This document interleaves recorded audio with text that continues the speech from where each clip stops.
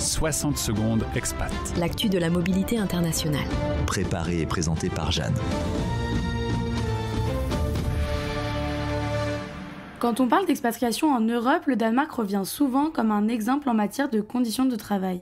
Ce petit pays nordique attire de plus en plus de professionnels étrangers et ce n'est pas un hasard. Ce qui ressort systématiquement des études et des témoignages, c'est la grande flexibilité accordée aux salariés. Au Danemark, il est courant de commencer tôt et de terminer vers 16h. Travailler tard est rarement valorisé car l'efficacité prime sur le nombre d'heures passées au bureau. Selon l'OCDE, les Danois figurent parmi les travailleurs les moins soumis au stress lié au temps de travail. Le télétravail est largement pratiqué, souvent sans formalité, et la culture du présentisme est quasi inexistante. La relation hiérarchique est également très différente de celle qu'on peut connaître en France. Le management horizontal est la norme, les décisions se prennent de façon collaborative, le dialogue est ouvert et informel, chacun peut s'exprimer quel que soit son poste. Cette organisation, elle repose sur un socle culturel fort, la confiance. Les employeurs font confiance à leurs salariés pour gérer leur temps et leurs responsabilités.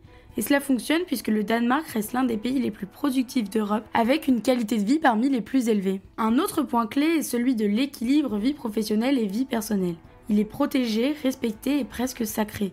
Aller chercher ses enfants à l'école en pleine journée ou poser un après-midi sans justification particulière n'a rien d'exceptionnel. Le congé parental est généreux, souvent partagé entre les deux parents, ce qui favorise aussi l'égalité au travail. En résumé, le Danemark montre qu'un modèle basé sur la souplesse, la confiance et l'autonomie peut être à la fois efficace et humain. Une source d'inspiration pour beaucoup d'expatriés et peut-être aussi pour repenser notre rapport au travail ailleurs en Europe.